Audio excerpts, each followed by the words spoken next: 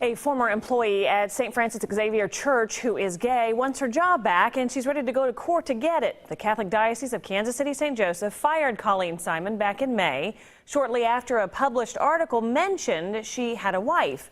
But Simon says the diocese knew she was gay when they hired her. Lisa Benson is in the newsroom with more on the lawsuit.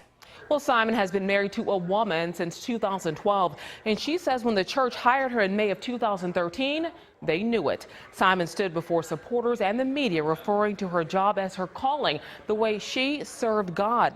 Simon ran the food pantry at St. Francis Xavier Church.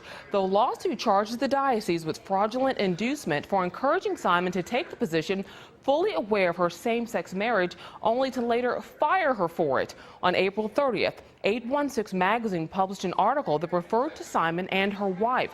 Simon says she was fired 2 weeks later. During my interview with the pastor, I shared that I am married and that many people in Kansas City know about us.